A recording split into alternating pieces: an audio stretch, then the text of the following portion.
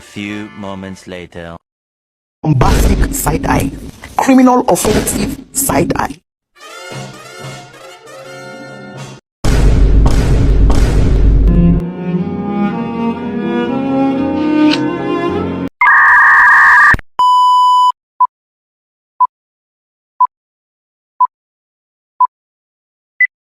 Halo, kembali lagi bersama kami.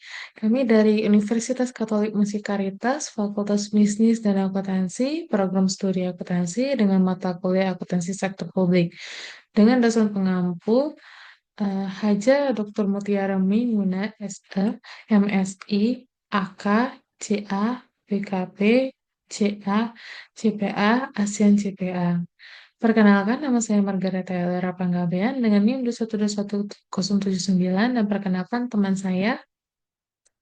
Perkenalkan, nama saya Tiara Pritama dengan NIM 2121013. Baik, di video kali ini kami akan menjelaskan materi proses audit kinerja. Mari simak videonya ya.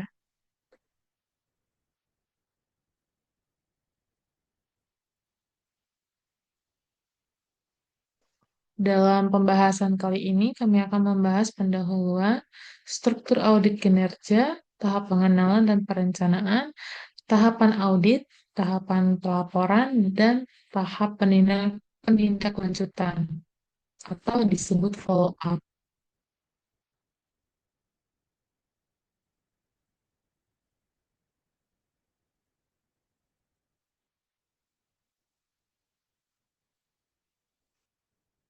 Pendahuluan, audit organisasi sektor publik adalah suatu proses sistematis secara objektif untuk melakukan pengujian kelengkapan dan keakuratan informasi yang disajikan dalam laporan keuangan organisasi sektor publik. Menurut Adolf 2016, audit kinerja lebih penting sebagai cara untuk memastikan bahwa pemerintah bertanggung jawab, dan audit sektor publik ini terbagi menjadi 3 kategori menurut Priyambodo. B. Struktur audit kinerja. Pada dasarnya, struktur audit kinerja baik struktur audit baik audit keuangan, audit kepatuhan, audit manajemen, audit program, dan audit jenis lainnya secara umum adalah sama. Hal yang membedakan antara satu macam audit dengan audit yang lainnya terletak pada tugas-tugas yang spesifik. Pada masing-masing tahap audit yang menggambarkan kebutuhan dari masing-masing audit. Secara umum, struktur audit terdiri atas 1. Tahap-tahap audit, 2. Elemen masing-masing tahap audit, 3. Tujuan umum masing-masing elemen, dan 4. Tugas-tugas tertentu yang diperlukan untuk mencapai setiap tujuan. Audit kinerja pada dasarnya merupakan perluasan dari audit keuangan dalam hal tujuan dan prosedurnya. Untuk lebih jelasnya, tahap-tahap audit kinerja dan elemen-elemen masing-masing tahapan audit dapat dilihat pada tabel 13.1. Bisa kita lihat bahwa tabel ini ada struktur audit kinerja. Tahapan pengenalan dan perencanaan dengan elemen survei pendahuluan, review sistem pengendalian dan manajemen. Tahap audit dengan elemen review hasil-hasil program, review ekonomi, review kepatuhan. Tahap pelaporan, elemennya ada 3: persiapan pelaporan, review dan revisi, pengiriman dan penyajian laporan. Yang tahap keempat, tahap follow up dengan elemen desain follow up dan investigasi pelaporan.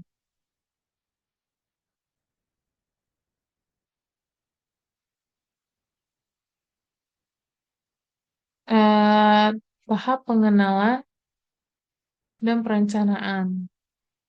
Tahap pengenalan dan perencanaan terdiri dari 2 elemen, yaitu survei pendahuluan dan review sistem pengendalian manajemen. Pekerjaan yang dilakukan pada masing-masing elemen bertujuan untuk menghasilkan rencana penelitian yang didetail yang dapat membantu auditor dalam mengukur kinerja dan mengembangkan temuan berdasarkan perbandingan antara kinerja dan kriteria yang telah disiapkan sebelumnya.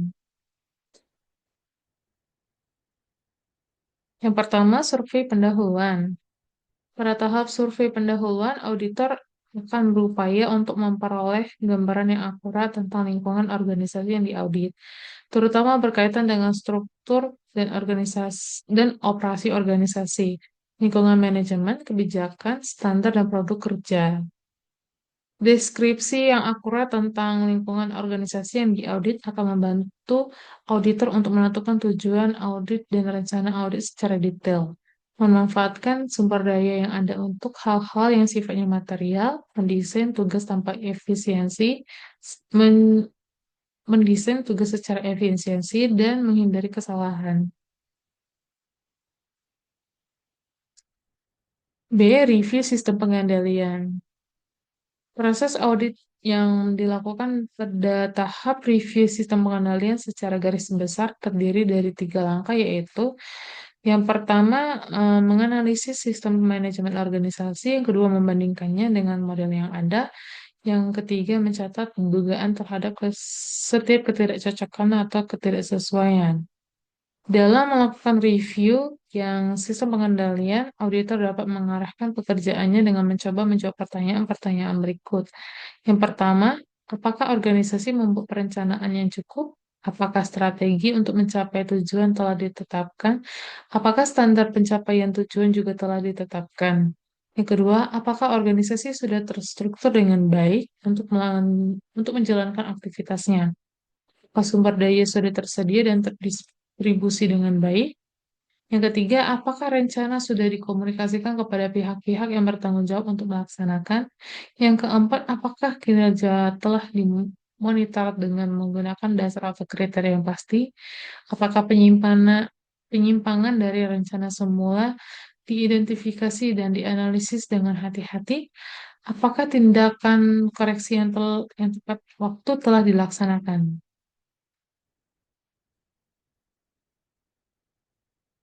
Kriteria-kriteria pengendalian untuk hasil-hasil program penilaian ekonomi dan efisien.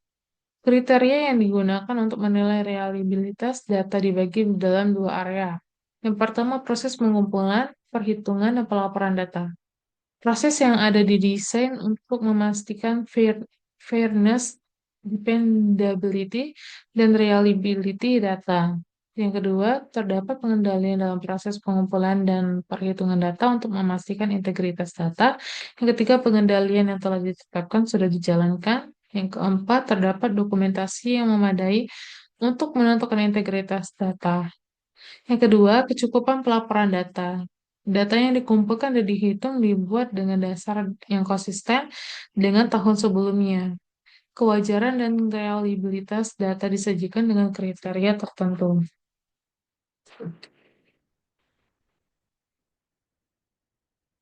Pekerjaan audit pada tahap pengenalan perencanaan diharapkan mampu mempersiapkan 2 dokumen, yaitu yang pertama, memorandum analitis berisi identifikasi kelemahan yang material dalam sistem pengendalian manajemen dan pembuatan rekomendasi untuk perbaikan atas kelemahan tersebut.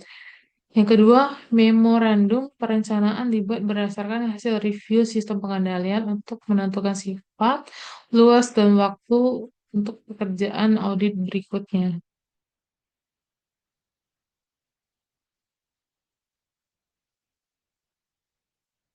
Eh, dalam analytical memorandum untuk kepatuhan ekonomi dan efisiensi, serta hasil-hasil program memiliki format umum yang sama, tetapi berbeda dalam hal kriteria yang digunakan.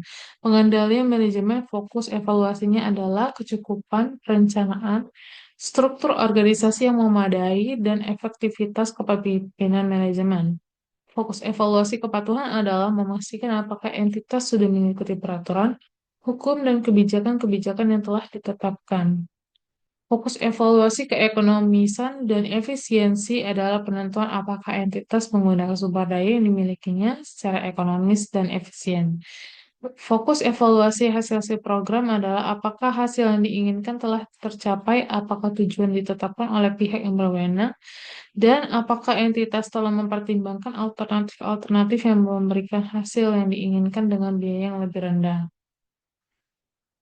Pemakai Pemakaian indikator atau kriteria kinerja oleh organisasi sektor publik akan membantu pemakai laporan keuangan dalam menilai kinerja yang dilaporkan oleh organisasi mengingat audit ekonomi, efisiensi, dan efektivitas selain berkaitan dengan hal-hal yang bersifat kuantitatif, juga berkaitan dengan hal-hal yang sifatnya kualitatif dan sulit diukur secara pasti. Penggunaan indikator kinerja untuk masing-masing organisasi juga penting untuk mengantisipasi kemungkinan bahwa ukuran kinerja untuk suatu organisasi berbeda dengan ukuran kinerja organisasi yang lainnya. Pada tabel 13.2 terdapat contoh kriteria audit. Kriteria yang pertama penetapan tujuan. Dengan tujuan masing-masing unit organisasi yang menggambarkan kontribusi dari masing-masing unit terhadap organisasi secara keseluruhan harus ditetapkan konsisten dan dengan kebutuhan dan di ranking sesuai dengan prioritas. Kriteria yang kedua penetapan strategi. Strategi untuk mencapai tujuan harus ditetapkan dan program-program disusun berdasarkan strategi yang telah dibuat. Kriteria yang ketiga, kelengkapan dan keseimbangan pengendalian. Rentang pengendalian dalam sebuah organisasi harus lengkap dan seimbang di antara aktivitas-aktivitas organisasi yang banyak jumlahnya dan sangat kompleks. Kriteria yang keempat, kualifikasi manajemen dengan orang-orang yang duduk di posisi manajemen harus mempunyai kemampuan yang cukup untuk melaksanakan tugas dan tanggung jawabnya. Kriteria yang kelima, job description. Job description harus dikembangkan untuk seluruh posisi dalam organisasi untuk memudahkan komunikasi, koordinasi, dan memastikan tanggung jawab masing-masing posisi. Kriteria keenam, perencanaan. Perencanaan harus menetapkan hasil yang ingin dicapai, kapan akan dilaksanakan, jumlah dana yang diperlukan, dan standar pelaksanaan. Kriteria yang ketujuh, evaluasi kinerja karyawan. Seluruh karyawan dievaluasi secara periodik dan diinformasikan hasil pekerjaan mereka. Dan sistem evaluasi harus didasarkan pada atribut-atribut yang paling efektif dalam mendukung pencapaian tujuan evaluasi. Kriteria yang kedelapan, sistem pengendalian manajemen untuk produktivitas. Ada standar untuk mengukur produktivitas masing-masing departemen atau fungsi yang meliputi pertama, tingkat jasa yang diharapkan dapat disediakan oleh masing-masing departemen atau fungsi. Kedua, kualitas jasa yang diharapkan dapat dicapai. Tiga, jumlah output yang ingin dicapai. Empat, yang biaya untuk mencapai output yang diinginkan. B. Indikator untuk mengukur produktivitas masing-masing departemen atau fungsi harus ditetapkan. C. Perbandingan antara kinerja yang telah dicapai dengan standar yang telah ditetapkan dilaporkan secara periodik. D. Penyebab terjadinya penyimpangan diidentifikasi dan dianalisis untuk mengambil tindakan koreksi yang tepat. E. Sistem bagi prosedur dan praktik untuk menyampaikan informasi tentang produktivitas ditetapkan untuk memastikan informasi yang akurat, lengkap, dan tepat waktu. Kriteria yang kesembilan, garis wewenang dan tanggung jawab.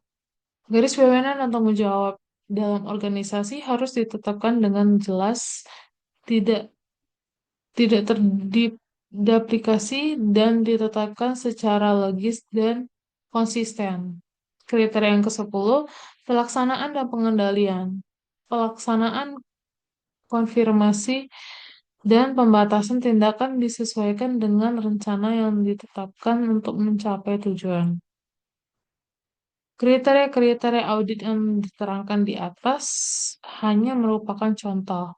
Kriteria audit yang lainnya dapat dikembangkan oleh auditor dan pihak-pihak lain yang terkait dalam pelaksanaan audit kinerja dengan keadaan lingkungan organisasi sektor publik.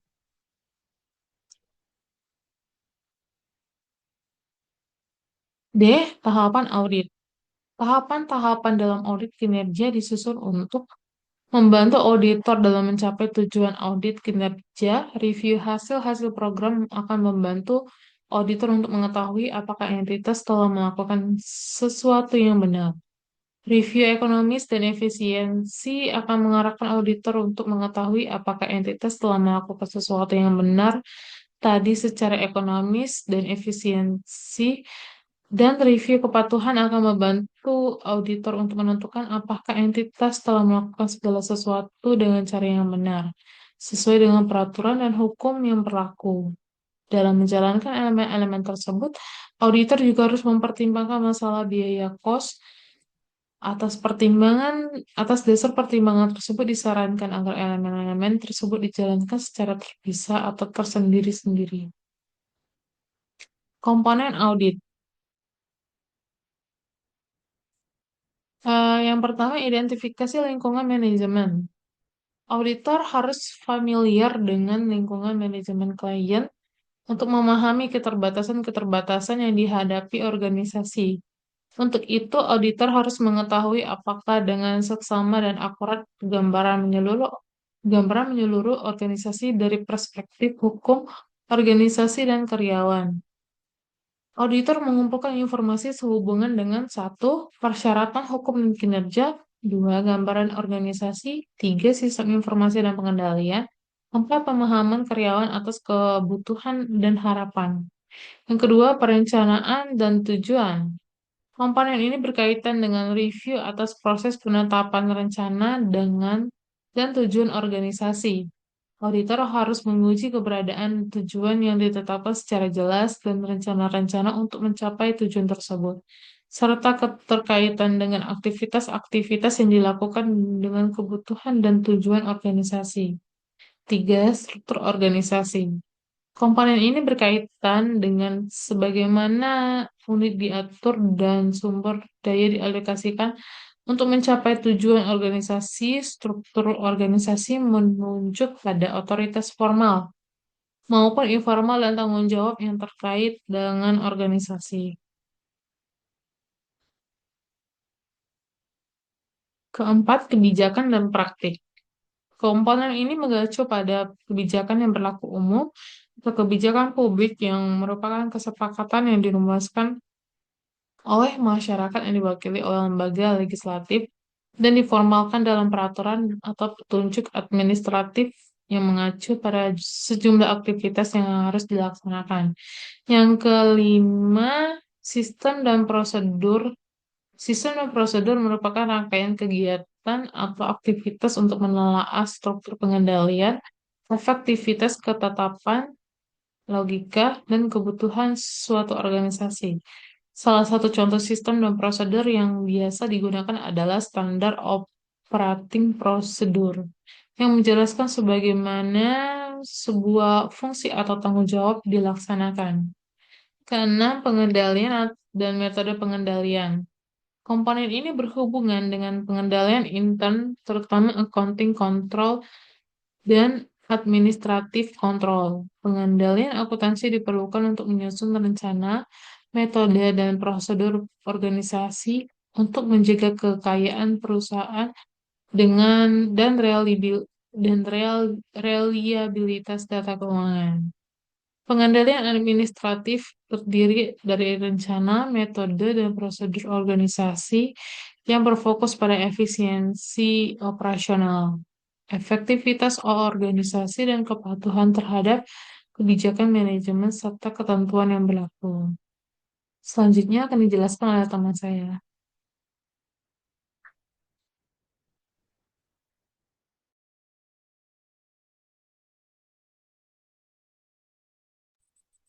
Selanjutnya yaitu yang ketujuh, ada sumber daya manusia dan lingkungan fisik.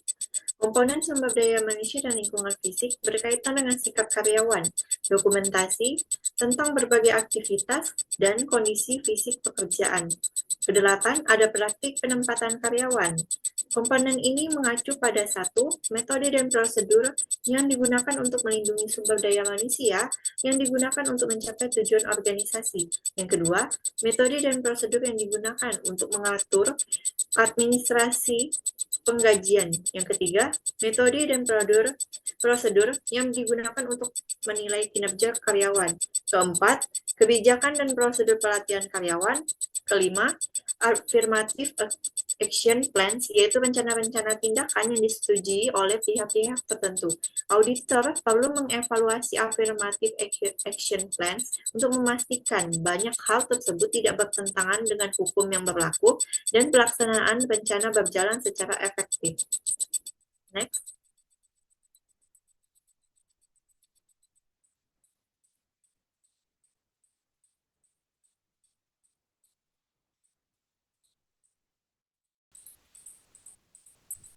Sembilan, analisis fiskal. Analisis fiskal diperlukan untuk menganalisis informasi keuangan yang secara langsung atau tidak langsung dapat digunakan untuk mengindikasikan efisiensi operasi, ekonomis, dan efektivitas unit organisasi yang dievaluasi. Dan ke-10, investigasi khusus. Jika dibandingkan dengan analisis pengendalian manajemen, investigasi khusus sifatnya lebih spesifik. Investigasi ini lebih diarahkan pada usaha untuk mengevaluasi solusi alternatif yang didesain untuk meningkatkan efektivitas dan efisiensi atau peningkatan nilai ekonomi sebuah fungsi organisasi. Next.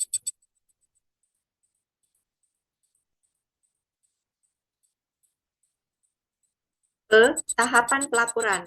Adanya permintaan yang tinggi atas transparansi pengelolaan sumber daya publik menjadi alasan yang utama untuk melaporkan keseluruhan pekerjaan audit kepada pihak manajemen, lembaga legislatif, dan masyarakat luas. Penyampaian hasil-hasil pekerjaan audit dapat dilakukan secara formal dalam bentuk laporan tertulis kepada lembaga legislatif maupun secara informal melalui diskusi dengan pihak manajemen. Pengorganisasian dan pelaporan temuan-temuan audit secara tertulis akan membuat hasil pekerjaan yang telah dilakukan secara lebih permanen. Selain itu, laporan tertulis juga sangat penting untuk akuntabilitas publik. Laporan secara tertulis merupakan sebuah ukuran yang nyata atas nilai sebuah pemeriksaan yang dilakukan oleh auditor. Next.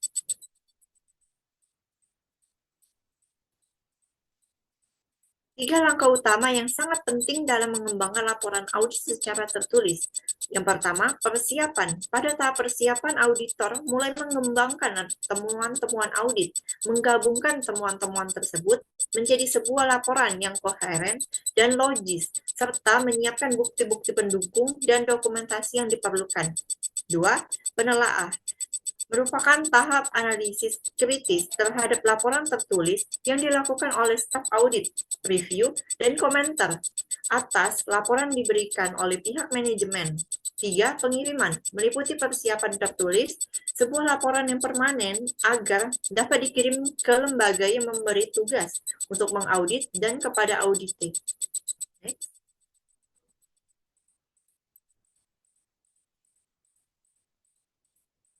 Hal terpenting dalam sebuah laporan adalah bahwa laporan tersebut dapat dipahami oleh pihak-pihak yang menerima dan membutuhkan laporan. Jika laporan audit dipahami oleh pengguna, maka laporan tersebut menjadi kurang efektif.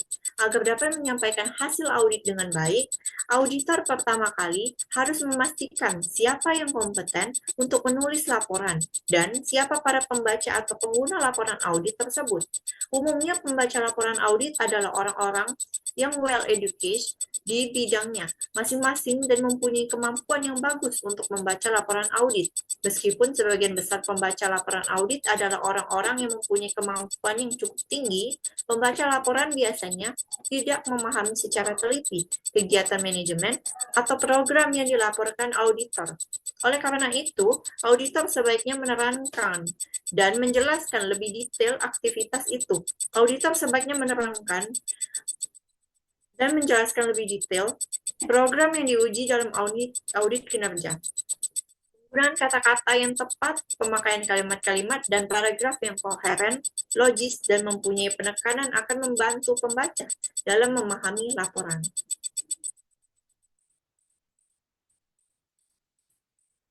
Beberapa hal yang perlu diperhatikan dalam penulisan laporan audit kinerja ada 4, yaitu laporan audit kinerja harus ditulis secara objektif. Auditor tidak boleh terlalu overstate. Informasi yang disajikan harus disertai suatu bukti yang kompeten. Dan auditor hendaknya menulis laporan secara konstruktif, memberikan pengakuan terhadap kinerja yang baik maupun kinerja yang buruk. Auditor hendaknya mengakomodasi usaha-usaha yang dilakukan oleh manajemen untuk memperbaiki kinerjanya. Suatu berpedoman pada hal-hal tersebut, di atas, ada beberapa keahlian yang perlu dimiliki dan dikembangkan oleh auditor agar mampu menghasilkan laporan yang efektif. Yang pertama, keahlian teknis. Keahlian yang dibutuhkan untuk mengorganisasikan atau menyusun informasi audit menjadi sebuah laporan yang koheren. Kedua, keahlian manajerial. Keahlian yang dibutuhkan untuk merencanakan, mengorganisasi, melaksanakan, dan mengendalikan masing-masing tahap audit untuk memastikan hasil akhir yang berkualitas dan tepat waktu. Yang ketiga, keahlian interpersonal. Keahlian ini adalah keahlian untuk menjaga hubungan baik dengan audite.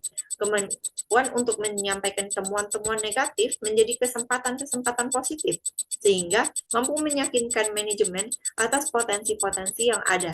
Dalam praktik, auditor harus melakukan hal-hal berikut untuk mengembangkan sebuah laporan audit. Yang pertama, menyiapkan temuan-temuan secara individual. Yang kedua, mengumpulkan semua referensi yang diperlukan untuk mendukung teks. Ketiga, menyiapkan teks. Keempat, menyiapkan laporan inti. Dan yang kelima, menyiapkan memorandum pengiriman laporan. Temuan audit merupakan building blocks laporan audit. Temuan audit merupakan penyajian secara tertulis atas permasalahan yang relevan dan material yang ditemukan selama audit, yang mencakup argumen yang logis dan komplit serta didukung oleh bukti-bukti yang cukup. Relevansi maksudnya adalah bahwa temuan yang diperoleh sesuai dengan masalah pokok dalam lingkup audit dan tujuan audit.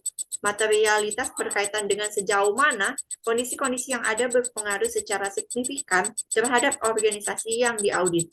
Argumen yang logis dan komplit menjelaskan keseluruhan langkah-langkah dan alasan yang berkaitan dengan temuan sangat diperlukan untuk mengarahkan pembaca kepada kesimpulan yang sama dengan auditor. Temuan juga harus didukung oleh bukti-bukti yang cukup agar kesimpulan yang diambil oleh auditor memperoleh dukungan yang cukup kuat.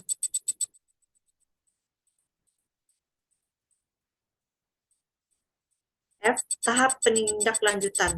Dalam tahap penindaklanjutan akan melibatkan auditor, audite, dan pihak lain yang berkompeten. Tahap penindaklanjutan didesain untuk memastikan dan memberikan pendapat apakah rekomendasi yang diusulkan oleh auditor sudah diimplementasikan. Prosedur review follow-up dimulai dengan tahap perencanaan melalui pertemuan dengan pihak manajemen untuk mengetahui permasalahan yang dihadapi organisasi dalam mengimplementasikan rekomendasi auditor. Kemudian, auditor mengumpulkan data-data yang ada dan melakukan analisis terhadap data-data tersebut untuk kemudian disusun dalam sebuah laporan.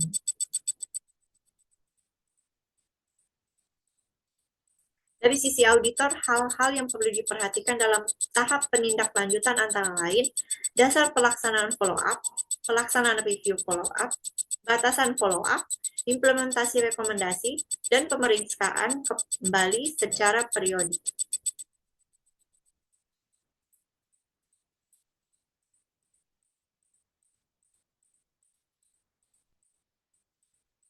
Sekian dari penjelasan materi yang dapat kami sampaikan, kiranya bermanfaat bagi kalian yang mendengar dan menyimak videonya.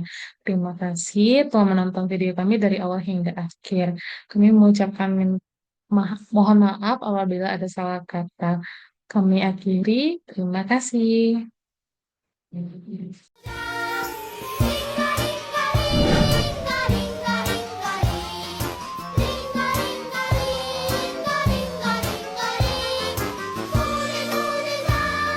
Oke teman-teman, terima kasih sudah menonton videonya.